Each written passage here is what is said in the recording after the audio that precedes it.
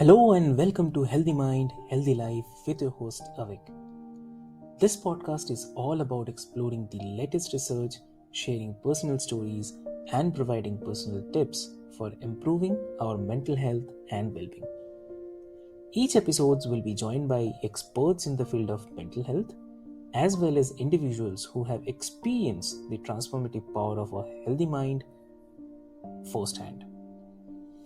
Together, we will dive into a range of topics from managing stress and anxiety to building resilience and cultivating happiness. So, join us on this journey to discover new ways to take care of our minds, bodies, and souls. And let's work together to create a healthier, happier world one episode at a time. So, let's get started.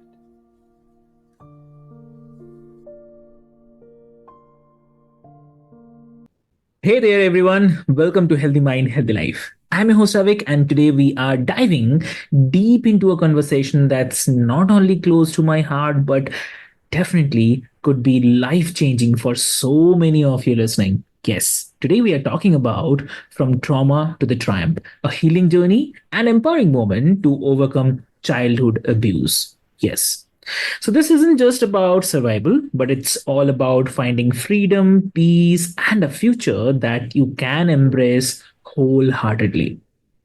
So, today's guest is in the incredible Liza Tickle. So, welcome to the show, Lisa. Thank you so much. Thank you for having me. Lovely, lovely. So, Lisa, like before we start our conversation today, I'd quickly love to introduce you to all of our listeners. Dear listeners, Lisa is a childhood abuse survivor who's turned her journey of healing into a beacon of hope for lot many. So, she's the host of the podcast Healing and Growing Hand in Hand and also runs the Women's Childhood Abuse Healing Workshop, helping women transform their pain into their strength. So Lisa brings her story, her resilience, and the most importantly, her tools for healing and the empowerment. So, if you're looking to break free from the shadows of the past and step into your power, then you are in the right place. So, let's get into it. Welcome to the show again, Lisa. Thank you. Thank you so much. Thank you for having me. And thank you for giving me a platform to share my story and, most importantly, my healing journey. Lovely, lovely. That's really great. So, Lisa, to start with, I mean, if you can share a bit about your journey, like what pushed you to transition from just surviving to truly, truly healing? Well, my story started back when I was very, very little. That picture behind me is probably about when it started. And so my abuse was all the abuse except for sexual, and it was my brother and my parents. And, I recognized at a really young age, probably my teenage years, that I was being abused. And I also, so much so that I even considered not having children because I did understand at that time that it can be generational. I didn't understand all the details, but I knew that to be true. So I started my healing journey at about 19, and there wasn't much out there at all, at all. And that was because I'm 61 years old, so that was quite a while ago. And we didn't understand trauma like we know it today. We didn't understand, that there is healing, that you can heal from trauma. There wasn't anything protecting children from abuse and trauma. And so, for years, I spent my life in survival mode. So at 19, I started my healing journey, and I did make some strides throughout the years, small steps of healing. But for the most part, I was in survival mode, and I also kind of had a victim mindset while I was at it. Might as well. And so it was probably about 15 years ago when I started to understand more about trauma, the effects of it. I got really tired of feeling the way I felt, and so I went on an adventure to find out, what I can do to really deeply heal this. And so it's been quite a journey. I got my voice back at about in 2016 because that was one of the things that was taken away as a child was just my voice and being able to speak my mind. And so there's been a lot. There's been a lot that I've done especially the last probably 10 years. That's been really intense and growing, and a lot of freedom, liberty. It's been quite a journey. Yeah. No, I can understand definitely. Yes. So, like, you help others on their healing journey now, but was there a turning point for you when you realized that you could use your own story to help others? Yeah, I I started helping other women heal probably in like 2000, I want to say like 2005 or so. And the thing for me was because there wasn't much out there to help, and I did this so much on my own, and I felt so alone, and it was so slow that I was like, if there's a way that I could help someone shorten their suffering, if there's something I can do. And so that was the first thing I was able to do was I got involved in a women's childhood abuse healing workshop, and I was a co-facilitator of that for 8 years. And it was incredibly powerful. And I got to witness a lot of women begin their healing journey, or for those that had already been on their healing journey, they went to a much deeper place. And so I just look at it like I'm taking my pain that I had all those years and I'm turning it into something good. And if I can help anybody, man or woman, and it doesn't matter what walk of life you're in, if I can help them shorten their pain, Yeah, I will. got it. That's lovely. Yeah. And how do you explain the process of healing to someone who feels like, oh, the pain from their past is just too overwhelming? So how you explain? Yeah. That's a really common thing. And I couldn't really relate to because I know for me, I wanted to get away from the pain. So I was willing to do the work. And I know that is very common on the other hand, is that it just feels like it's going to be so big. But I can tell you now that I'm on the other side of a lot of my pain, that is far more painful and debilitating, and I felt trapped. And on this side of it, I'm liberated. I have peace and joy in my life. And so I know that for those people that are in that place, one of the things that kind of stops them too is it just seems like it's so big, so overwhelming. And it is. If you put the whole picture together, it is. But all you need to do is just take little baby steps. And what those baby steps do is you can get enough courage to take that first baby step that shows you, oh, okay, this is the right path, this is the right thing, and you start to feel liberated. You start to feel a break from that. So I always tell people, just don't look at the whole picture and don't focus on the whole picture, I guess is what I'm trying to say. But start focusing on taking that first step that's going to make your healing journey begin. That's really, really important. Yes. So, you talk about empowerment. So, how does finding the personal power work when trauma seems to have like taken that away? So, is it really possible for anyone? To get their power back after trauma? Yeah, yeah, Yes, absolutely. And that's yes, yes. And for me, what has really helped me, the first step in getting my power back was becoming self-aware. That was yeah. very empowering for me. And really, in order to have that deep healing, you have to have self-awareness. Because, for instance, the self-awareness helped me manage my triggers better because it helped me recognize when I was being triggered, and it gave me the opportunity to take a pause when I'm triggered before I react. So that's what the self-awareness does, is that's empowering for me right there, that the trauma or the trigger isn't going to overtake me and I'm going to end up acting out that's going to end up hurting myself or others, and then I've got to clean that up. So it is empowering. Your healing journey, you do get more and more empowered, and the trauma does not have the power over me anymore. Does it still affect me at times? Absolutely. But I have put together tools for me that work for me that help me manage it much better. So I absolutely feel empowered. I've never felt more empowered in my life, actually. Okay, okay. And some people might feel that talking about trauma just keeps the pain alive. So, what would you say to the listeners who feel this way? Well, and that's true, and that's probably true for some people. And in my case, excuse me, I can talk about my trauma now and it doesn't have that effect on me. And the reason why is because I've worked through so much healing and I've worked through so much forgiveness.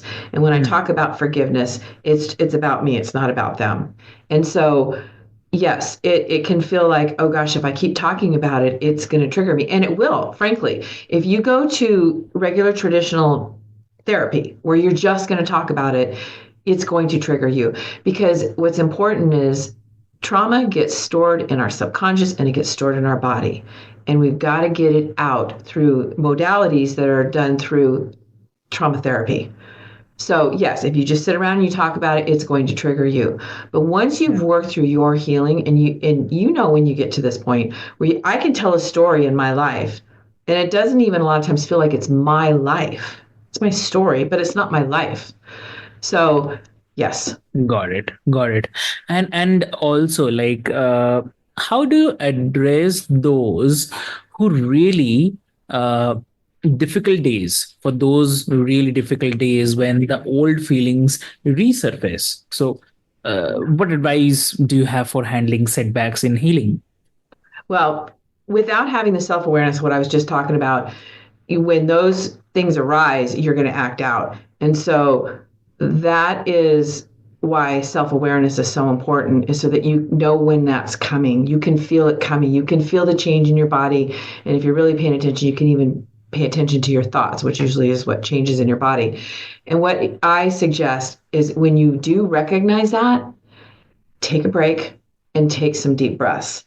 I sometimes will do box breathing. There's different grounding techniques you can do, and there's different breathing techniques you can do. But the first thing I would do is get some kind of breathing technique that works for you and use that immediately, because what is going on is your body is reacting. And so what you want to do is you want to be able to tell your brain, we're okay, we're safe, we're calm. And by breathing, that slows all that down and gets you in a calmer state where you now can process what's going on and decide whether it is something that's, creates a problem, or if it's just, okay, this was just a memory that came up and, or I got triggered and I'm okay. That's perfect. So Lisa, like, do you ever worry that revisiting the trauma is harmful rather than healing? So how do you balance the processing the past without being stuck in it? So how? So you mean like without being healed? Well, wait, can you rephrase that? And maybe I'm not understanding the question. I'm sorry.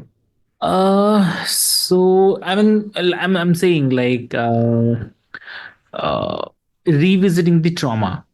Uh, so what, according to you, uh, is revisiting the trauma, like, is it harmful or is it healing? I think in the proper setting, which would be a therapeutic setting, Uh, with a trauma therapist, it's sometimes hmm, necessary, because it's sometimes necessary for you to be able to.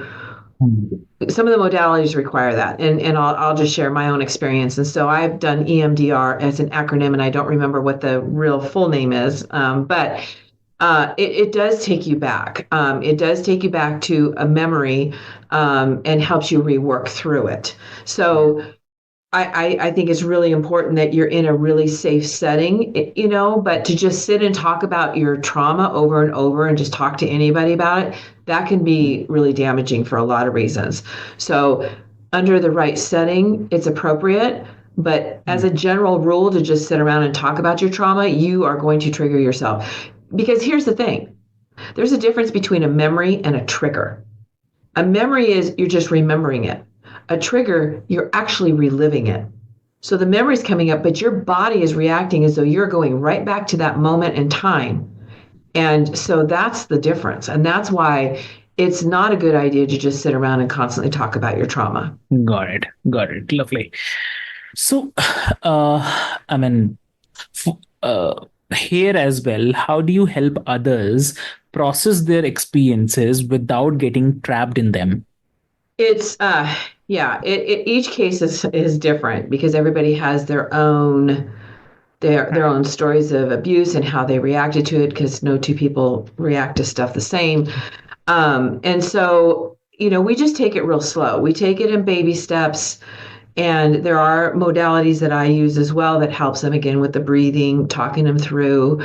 I'm not a therapist, so I don't do the clinical part of it, but on the coaching part, and usually they have already gone through therapy, so that part is taken care of. But I just take it from there and just help them walk through and change a lot of their beliefs, because that's what that's unfortunately what trauma does to us as well, is it changes our beliefs, or it gives us beliefs that aren't true. And so sometimes that's some of the deconstructing we kind of need to go through, is deconstructing those beliefs that we had about ourselves when we were going through the trauma as a child. So we work through that, and we change those beliefs. And that alone, when you get to that place where you can start changing your beliefs about yourself, that's huge. Got it. Understood. Lovely. And for those who might not feel ready to take the steps in their healing journey, what simple first steps can they take to move towards healing without feeling overwhelmed? Yeah, that's a good question, because I honestly believe people who have not started their healing journey absolutely need to get into trauma therapy. I know I keep harping on that, but it's really important, because there are modalities that those trauma therapists use that are Hmm. going to help you work through this trauma and get it out of your body, get it out of your subconscious, so that you can move on. And, regular coaches can't do that. It has to be a trauma therapist. So I would say, and sometimes your first therapist you're not going to feel comfortable with them. And that's okay. They're there to help you. Hmm. And so you can interview when you go to a trauma therapist. If you're not comfortable with them, then you don't need to stay with them. Now, keep in mind too that going through trauma therapy is not going to be comfortable. It's going to be very uncomfortable. Hmm. So keep that in mind. But I can't emphasize enough, because I know that is when my healing really began to, um, I guess, accelerate, is when I started going to trauma therapy as opposed to traditional talk therapy or trying to do it on my own. Okay. Okay. Understood. Great. So thank you so much, Lisa, for sharing your story, your strength, and for showing us that healing isn't just possible, it's empowering. So, for everyone listening, remember that no matter what you happen through, there's always a path forward. So, you are never alone on this journey. And if Lisa's story has inspired all of you, maybe today is the day to take that first step towards healing. So before we move, I'll quickly request Lisa. So Lisa, if someone wants to connect with you, wants to join and learn more about the empowering and the techniques, so how they can connect with you? Well, I've got a couple websites. So I've got my podcast website, which is Healing or Growing Hand in Hand podcast.com. And then the workshop, which is Women's Childhood Abuse Healing Workshop.com. You can reach me through those. You can email me, ask Liza Tickle at gmail.com. You can follow me on TikTok, Liza M. Tickle. You can follow me on Instagram. So there's lots of ways to reach out to me. Most importantly, you can watch my podcast on YouTube. I'm on there, Hmm. and you can reach. I'm sure you can reach me through that as well. Perfect. Lovely. Great. Great. So, dear listeners, until next time, take care of your mind, nourish your heart, and keep moving towards a healthy and joyful life. So, this is Havik signing off from Healthy Mind and Healthy Life. Stay empowered. Thank you so much.